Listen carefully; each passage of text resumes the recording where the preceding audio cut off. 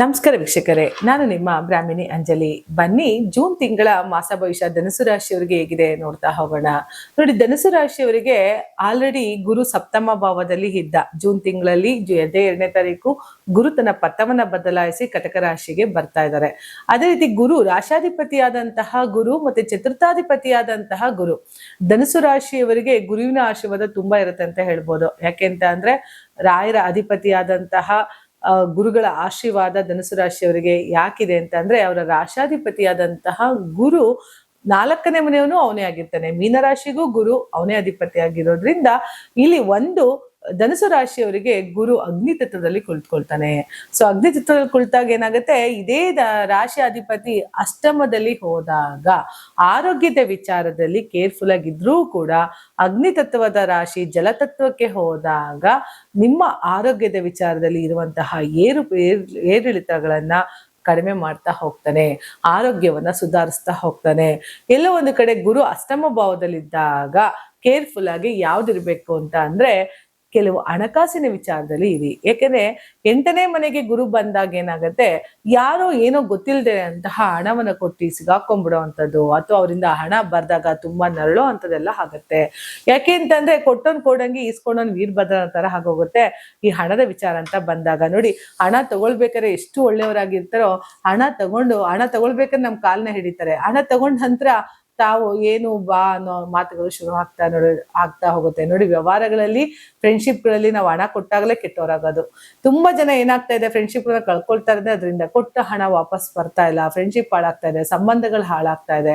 ಎಷ್ಟೋ ಜನ ಮೊದಲು ಮಾತುಗಳಲ್ಲಿ ವ್ಯವಹಾರ ನಿಂತ್ಕೊಳ್ತಾ ಇದ್ದು. ಹಿಂದಿನ ಕಾಲದಲ್ಲಿ ಏನಾಗ್ತಿತ್ತು ಹೇಳಿ, ಖಂಡಿತ ಯಾವುದೇ ಪತ್ರಗಳು ಇರ್ತಿರ್ಲಿಲ್ಲ. ಉಪ್ಪು ವೀಳ್ಯದೆಲೆನ ಮುಟ್ಟಿಸಿ ಹಣವನ್ನ ಕೊಡ್ತಾ ಇದ್ರು. ಯಾಕೆಂತಂದ್ರೆ, ನನ್ನ ಋಣ ನಿನ್ ಭಾರ ಕೊಡ್ತಾ ಇದ್ದೀನಿ ಅಂದಾಗ ಆ ಋಣ ಭಾರವನ್ನ ನೀನು ಇಟ್ಕೋಬೇಡ ಅನ್ನೋದು ಪ್ರತೀತಿ ಇತ್ತು. ನಾಲಿಗೆ ಮೇಲೆ ಅವ್ರಿಗೆ ಓಲ್ಡ್ ಇತ್ತು. ಮಾತು ನಂಬಿ ಕೊಟ್ಟಿದ್ದಾರೆ ಅಂತಂದ್ರೆ ಅವ್ರು ವಾಪಸ್ ಕೊಟ್ಟೇ ಕೊಡ್ತಾರೆ ಅನ್ನೋದು ಯಾವುದೇ ಕಾಗದ ಪತ್ರಗಳಿಲ್ಲದೆ ಹಣದ ವ್ಯವಹಾರ ನಡೀತಿತ್ತು. ಆದ್ರೆ ಈ ಕಾಲದಲ್ಲಿ ನೀವೆಷ್ಟು ಚೆಕ್ಗಳನ್ನು ತಗೊಳ್ಳಿ, ಎಷ್ಟೇ ವ್ಯವಹಾರಗಳನ್ನು ಮಾಡ್ಕೊಳ್ಳಿ, ಮೋಸ ಮಾಡೋದಿಕ್ಕೆ ಅಂತಾನೆ ತುಂಬಾ ಜನ ಇದ್ದಾರೆ. ಹಾಗಾಗಿ ಎಲ್ಲೋ ಒಂದು ಕಡೆ ಕೇರ್ಫುಲ್ ಆಗಿರಿ. ಹಣ ಅಂತ ಬಂದಾಗ ಕೊಟ್ಟು ಕೊಡಂಗಿ ಆಗೋದಕ್ಕಿಂತ ಸುಮ್ಮನೆ ಇದ್ದು ತೆಪ್ಪಗಿದ್ದು ಸಂಬಂಧಗಳನ್ನ ಉಳಿಸ್ಕೊಳ್ಳೋದನ್ನ ನೋಡ್ತಾ ಹೋಗಿ.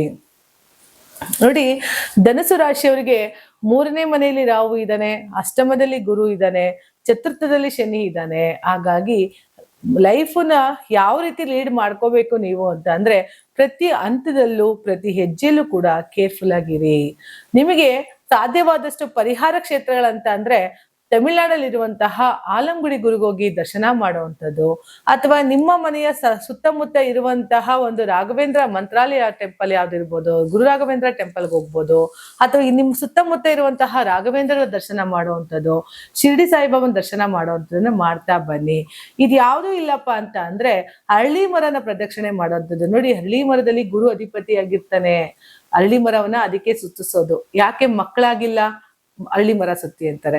ಅದೇ ಮದುವೆ ಆಗಿಲ್ಲ, ಹಳ್ಳಿ ಮರ ಸುತ್ತಿ ಅಂತಾರೆ. ಯಾಕೆಂದ್ರೆ ಹಳ್ಳಿ ಮರದಲ್ಲಿ ಬ್ರಹ್ಮ ವಿಷ್ಣು ಮಹೇಶ್ವರ 3 ಕೂಡ ಸಮಾಗಮ ಆಗಿರೋದ್ರಿಂದ ಅಲ್ಲಿ ನಾವು ಅನ್ಕೊಂಡಂತಹ ಕೆಲಸ ಕಾರ್ಯಗಳಲ್ಲಿ ಅತಿ ಹೆಚ್ಚು ಯಶಸ್ಸನ್ನ ನೋಡ್ತಾ ಹೋಗ್ಬೋದು. ಹಾಗಾಗಿ ಗುರುವಿನ ಬಲ ಇಲ್ಲದಿರೋ ತಲೆ ಕೆಡಿಸ್ಕೊಳ್ಳೋ ಅವಶ್ಯಕತೆ ಇಲ್ಲ. ಯಾಕೆಂದ್ರೆ ಅದೇ ಅಷ್ಟಮಾಧಿಪತಿ ಗುರು ನಿಮ್ಮ ಧನಸ್ಥಾನವನ್ನ ನೋಡ್ತಾ ಇದ್ದಾನೆ, 2ನೇ ಮನೆ ನೋಡ್ತಾ ಇದ್ದಾನೆ ಅಂದಾಗ ನೀವು ಅನ್ಕೊಂಡಂತಹ ಕೆಲಸ ಕಾರ್ಯಗಳಲ್ಲಿ ಯಶಸ್ಸನ್ನ ನೋಡ್ತಾ ಹೋಗ್ಬೋದು ಧನುಸು ರಾಶಿಯವರು. ಆದ್ರೆ ಹಣ ಅಂತ ಬಂದಾಗ ಕೇರ್ಫುಲ್ ಆಗಿರಿ. ಹಾಗೆ ಆರೋಗ್ಯದ ವಿಚಾರದಲ್ಲೂ ಕೇರ್ಫುಲ್ ಆಗಿರಿ. ತಾಯಿಯ ಆರೋಗ್ಯದ ವಿಚಾರದಲ್ಲೂ ಕೂಡ ಸುಧಾರಣೆನ ನೋಡ್ತಾ ಹೋಗ್ಬೋದು ಧನುಸು ರಾಶಿಯವರು. ಜೊತೆಗೆ ಧನುಸು ರಾಶಿಯವರಿಗೆ ನಿಗೂಢವಾಗಿ ಯಾವ ತರ ಕಾರ್ಯಗಳನ್ನು ಮಾಡುವಂತಹ ಒಂದು ಅವಕಾಶ ಸಿಕ್ಕಿ ಹೊರ ರಾಜ್ಯಗಳಿಗೋ ಅಥವಾ ಹೊರ ಪ್ರದೇಶಗಳಿಗೆ ಹೋಗುವಂತಹ ಒಂದು ಅವಕಾಶ ಧನುಸು ರಾಶಿ ಸಿಗೋದ್ರಿಂದ ಸ್ವಲ್ಪ ಹೊರಗಡೆ ಓಡಾಡ್ಬೇಕಾರೆ ಅಥವಾ ಓಡಾಟ ಇರ್ಬೇಕಾರೆ, ಅದ್ರ ನಿಗೂಢ ಸ್ಥಳಗಳಲ್ಲಿ ನೀವು ಹೋಗ್ಬೇಕಾದ್ರೆ ಸ್ವಲ್ಪ ಕೇರ್ಫುಲ್ ಆಗಿರ್ಬೇಕಾಗತ್ತೆ. ಯಾಕೆಂದ್ರೆ ಅಷ್ಟಮದಲ್ಲಿ ಗುರು ಕುಳಿತಿರೋದ್ರಿಂದ ಸ್ವಲ್ಪ ಕೇರ್ಫುಲ್ ಅನ್ನೋದು ಜಾಸ್ತಿನೇ ಇರ್ಬೇಕಾಗತ್ತೆ ಧನುಸು ರಾಶಿಯವರಿಗೆ. ಯಾಕೆ ಎಲ್ಲರನ್ನು ನಂಬಿ ಹೋಗುವಂಥದ್ದು ಧನುಸು ರಾಶಿಯವ್ರು ಹೇಗೆ ಅಂತ ಅಂದ್ರೆ, ಯಾರನ್ನ ನಂಬಿರ್ತಾರೋ ಅವ್ರು ಲೈಫ್ ಲಾಂಗ್ ಅವ್ರನ್ನ ಮರೆಯೋದಿಲ್ಲ. ಯಾಕೆಂತಂದ್ರೆ ಏಕಾಗ್ರತೆ ಏಕಚಿತ್ತದಿಂದ ಒಂದು ಬಾಣವನ್ನ ಹಿಡಿದಿರುವಂತಹ ಧನುಸು ರಾಶಿಯವರಿಗೆ ಗುರಿ ಒಂದೇ ಇರುತ್ತೆ. ಆ ಗುರಿ ಇದೆ ಅಂದಾಗ ಆ ಗುರಿಯಿಂದ ಹೊರಗಡೆ ಬರಕ್ಕೆ ಧನುಸು ರಾಶಿ ಸಾಧ್ಯನೇ ಇಲ್ಲ. ಆ ಗುರಿ ಮುಟ್ಟೆ ಅವ್ರಿಗೆ ವಾಪಸ್ ಬರೋದು. ಹಾಗಾಗಿ ಆ ಗುರಿ ಮುಟ್ಟಬೇಕು ಅಂತ ಅಂದ್ರೆ ನಿಮ್ಮ ಒಂದು ಕೆಲಸ ಕಾರ್ಯಗಳಲ್ಲಿ ಕಾರ್ಯಕ್ಷಮತೆಯಲ್ಲಿ ಏಕಾಗ್ರತೆ, ಐಕ್ಯತೆ ಎರಡೂ ಇದ್ರೂ ಕೂಡ ಲೈಫಲ್ಲಿ ಬಲಾಢ್ಯವನ್ನ ನೋಡ್ತಾ ಹೋಗ್ಬೋದು. ಸಿಂಗಲ್ ಆಗಿ ನೀವು ಹೋಗೋದಕ್ಕಿಂತ ಜೊತೆಲಿ ಯಾರನ್ನಾರ ಕರ್ಕೊಂಡು ಹೋಗಿ ನಿಮ್ಮ ಕೆಲಸ ಕಾರ್ಯಗಳನ್ನ ಮುಗಿಸ್ಕೊಳ್ತಾ ಬನ್ನಿ.